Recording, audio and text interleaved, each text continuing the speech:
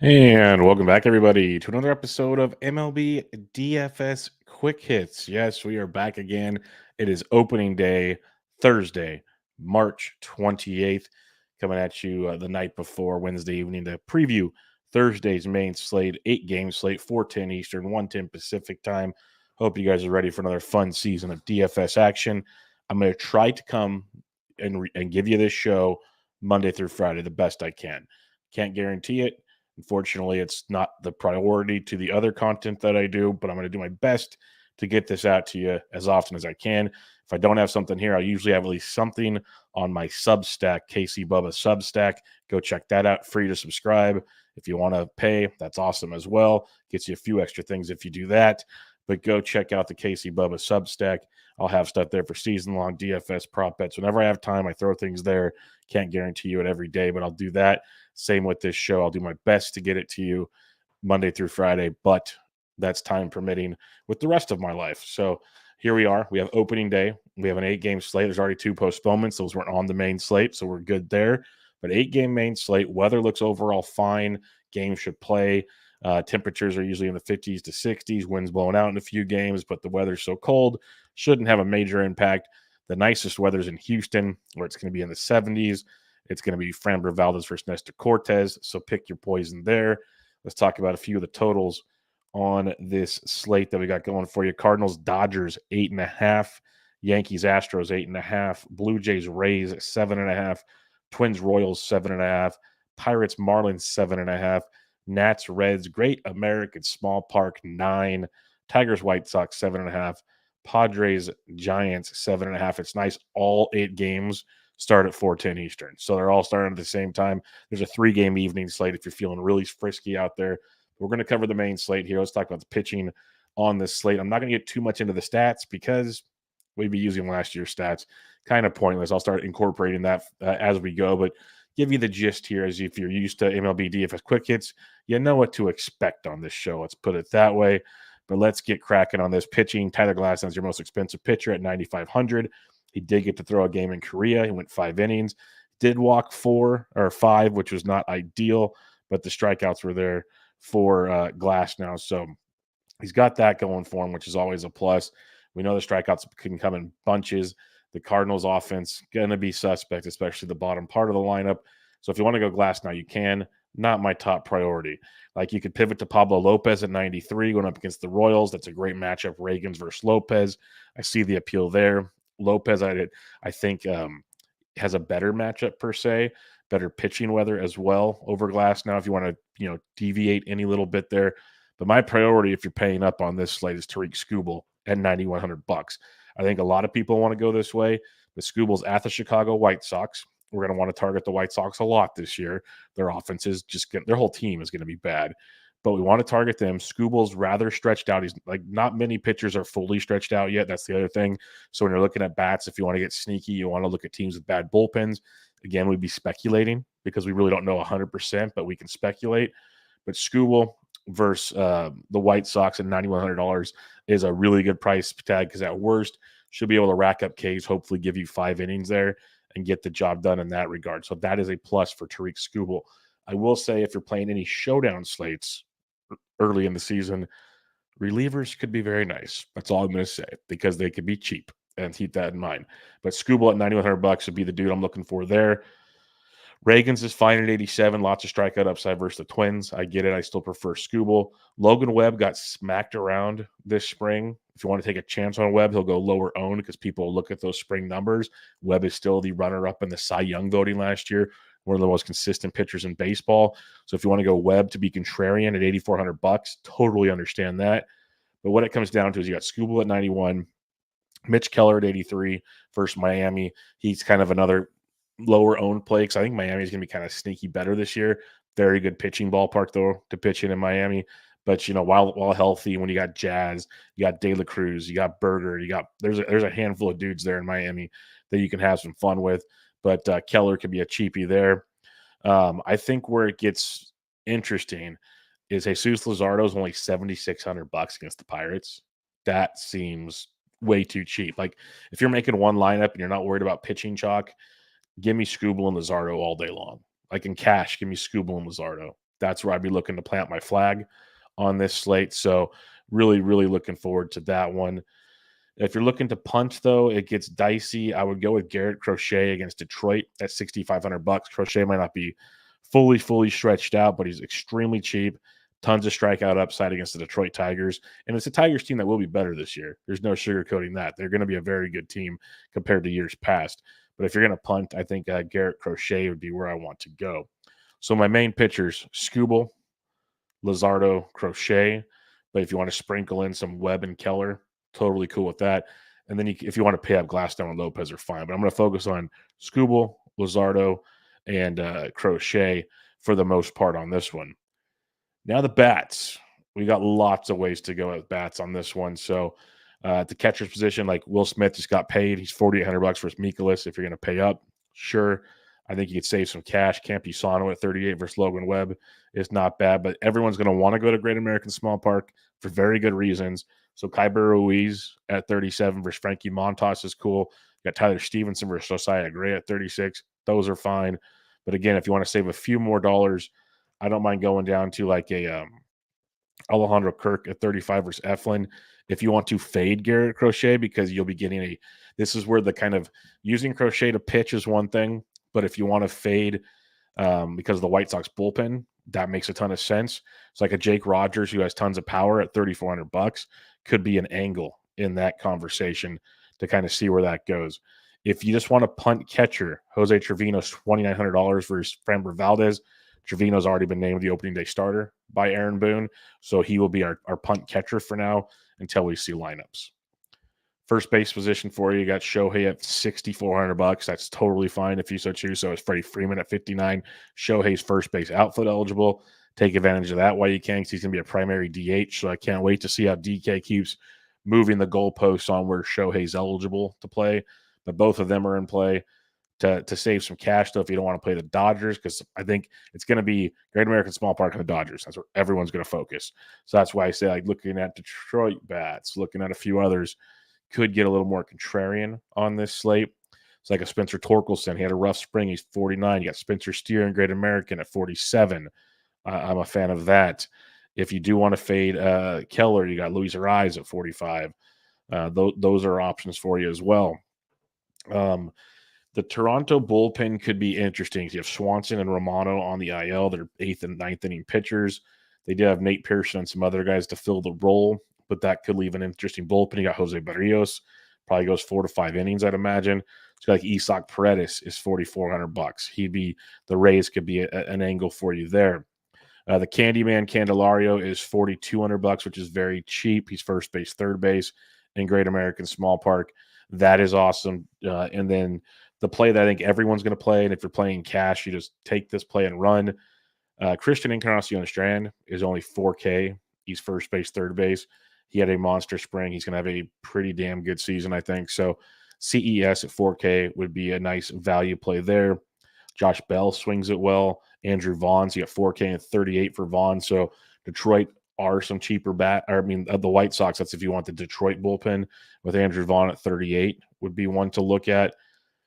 If Joey Gallo cracks the lineup and you want to go cheap, he's first base outfield in Great American Small Park at 35. You know, we've talked about it every year with Joey Gallo. The only reason why you're playing Joey Gallo is for home runs. So you get $3,500 in Great American Small Park. You can at least pay attention to something like that. Obviously, a lot can change when we see lineups, but that's where things look for now. And then I don't know what the lineup's going to look like on Thursday, but just something to keep an eye on. I'm not saying it's going to be how it's going to go, but with John Birdie getting traded from Miami, I believe it's Skip Schumacher's their coach now. He said Jonah Bride should get the most playing time bump with Birdie out. I'm not the biggest Jonah Bride fan, but he's first base, third base eligible. He's $2,200 against Mitch Keller. So if you're looking for an uber punt, Bride could be one. I don't think you need to do that, but you can. Second base, you got Mookie Betts at 65, which is great. You got Altuve versus Nestor Cortez. Houston could be a nice little stack for you as well. Nasty Nestor had a up and down spring, so you could go to some Houston bats if you so choose. Going down cheaper, though, you got the likes of Cronenworth at 41, India is only 39 in Great American Small Park, so he's definitely in play for you. Other than that, though, it's a rough position. Like Gavin Lux is only 34. He's a cheaper Dodger, so he might make him popular. So keep an eye on him. Not sure if they'll let you play John Birdie, but Birdie's second base shortstop, $3,200. He'll be with the Yankees right now. He's written down with Miami against Keller. That's why I don't know if they'll let you play Birdie since the trade took place. But he might start at third base for the Yankees on opening day, so that could be a nice cheap one there. With John Birdie, he can get on, steal a couple bags, score a run, and just rack up some fantasy points in a quick way. Third base, you got Machado at 52. I'm a big Machado fan this year. You got Royce Lewis at 49 if you want to fade Reagans. Muncie's only 48 versus Mikolas. Bregman's only 47. That's a great price. First Cortez, one of the cheaper ones there. Jake Berger is 43. Like I'm going to find myself on some Miami bats. I can already tell because they're affordable. And after you get through Mitch Keller, it's Pittsburgh. So like Pittsburgh and the White Sox bullpens, just top of my head. There's obviously many others, but is a place I'd like to call home. You got the Candyman at 42 and Encarnacion Strand at 4K. Like we already talked about, those are both way too cheap. If you're interested in fading Pablo Lopez a bit, Mikel Garcia is only 38. He should lead off. He should steal bags. That he is a great play at $3,800, preferably in a better matchup, but someone to keep an eye on in this situation. And then other than that, like Nick Senzel should start for the Nationals. He's third base outfield at $3,200 in Great American Small Park. So that's extremely cheap if you're looking for some cheapies in that ballpark. That would be one to look at. Then a Santiago Espinal, second base, third base, somehow cracked Cincinnati's lineup. I don't expect him to, but he could. He's $2,600. Shortstop for you got Bobby Witt. Ellie De La Cruz is $5,600 in Great American, which is acceptable. Machado's 52, who we like. CJ Abrams only 46, which is a bit of a discount in that ballpark, so that's intriguing. Cheaper plays, though, below 4K, though. Not a lot. Shortstop was that position last year. You got Gavin Lux at 34. He's second base shortstop. He's a guy to potentially look at. Birdie's here at 32, who we talked about. So it'd be pretty cool if we can get Birdie to be eligible, even though he's not written down for the Yankees right now. That's a nice discount if he cracks that lineup. You got Jackson Merrill for San Diego going up against Logan Webb. He's only 3K. He'd be one to punt with. Like Luciano, Wynn, not looking to play them, but they're punts as well. I think Merrill, I like at 3K a lot. I think that's a very, very strong play the way he was swinging it this spring and even in Korea. So not a bad punt with Jackson Merrill. Heading to the outfield, you got Mookie Betts at 65. Shohei, those are all fine. You go down farther, though, I'm looking at guys like Tucker's okay in any situation, but Jazz Chisholm at 51, Teoscar at 5K. Like I'd rather save some money and come down to these guys personally. The other guys could pay off. There's no doubting that, but I'm cool coming down and taking those values. Going to the mid fours now. Spencer Steers at 47. He's not too shabby. Buxton, if you're fading Reagans at 46, is very enticing in a tournament. I don't think many people use Minnesota bats. So like a Buxton, Royce Lewis, maybe Jeffers type situation. See how the lineup builds out, but that could be fun in that scenario. Eloy Jimenez is 44 versus Skubal. If you want to try to target the Detroit bullpen, that is an option as well. James Outman's only 44. That's a nice value play for the Dodgers, in my opinion. I say value because that's cheap for a Dodger. Jake Fraley at 43 versus Gray. Chas McCormick at 42 versus Cortez. So some nice 4K guys right there between Outman. Even Lane Thomas is 43, leading off for the Nats in Great American. So Outman, Thomas, Fraley, McCormick from 42 to 44. Nice little window there for some outfield discounts. Tournament-wise, Nelson Velasquez is kind of like a Joey Gallo-esque. He's 4K in his scenario. Brian De La Cruz is only 38 versus Mitch Keller. That's a nice little price tag. De La Cruz is not a ton of power, but can piece hits together very, very nicely. Going down to the mid threes now, you got Captain Jack Sawinski. I don't know if he plays versus Luzardo. We prefer him versus right-handed pitching. If Will Benson's in Cincinnati's lineup, $3,300 for Will Benson in Great American Small Park versus Josiah Gray is awesome. I'm a big MJ Melendez fan this year. There's a lot to like about him. He's only 33 versus Pablo Lopez. I prefer Will Benson, but that's a good price tag on MJ Melendez. There's Nick Senzel again at $3,200, who should be getting the start for the Nats in Great American. Eddie Rosario is another value for Washington. He's 31 versus Frankie Montas. Eddie Rosario should be hitting like 5th or 6th in that Nats lineup versus Montas. So that's a very nice value at 31 with some Great American Small Park attached to it. Jesus Sanchez of Miami, $3,100. I prefer Rosario, but that's a discount as well. And then below 3K, you will get value on this slate. Kyle Isbell's 29, only if you're stacking. Casey, I wouldn't use him as a one-off per se, but someone to keep on your radar. And I don't see anybody yet, but there will be a couple cheapies. There's always cheapies in the outfield, at least, well, usually, maybe not on opening day, but you will find some kind of drizzled throughout most of the season. All right, recapping pitching. Like if you want to go Glasnow, you want to go Lopez, that's fine. But my main guys, it's Skubal, it's Luzardo, it's Crochet. Don't mind the two guys up top I mentioned, and in the middle, Webb and Keller are okay. But mainly Skubal, Luzardo, and Crochet is where I'm focusing right now. Obviously, we'll see lineups on Thursday to help with that a bit. If you're stacking, I think Miami versus Keller is a bit enticing to be a little different there. And then I mentioned Detroit versus Crochet and the White Sox bullpen. Everyone's going to want to stack Great American Small Park. There's very good value on the Washington side of it, but I prefer the Cincy side. So maybe play the Washington side for that exact reason. If you want kind of a pricier, contrarian one, the Houston Astros versus Nestor Cortez. That's one of the best. It's going to be in the 70s. It's going to be a beautiful day. One of the better hitting environments. They should open the roof in Houston. We know the ball can fly out in that scenario. So it might bring the Yankees even into play against Framber, but I'll take my chances with Houston versus Nestor Cortez in that one. And then you got the Dodgers versus Mikolas. That's always great. That San Diego SF game is enticing, but I think Dodgers, Great American Small Park are your popular ones. I think Houston's a good pivot, and I don't mind some Detroit bats, and I like Miami. So my main pivots would be Houston and Miami, and I'm going to focus on the Washington bats with a splash of Cincinnati. That would be my main looks.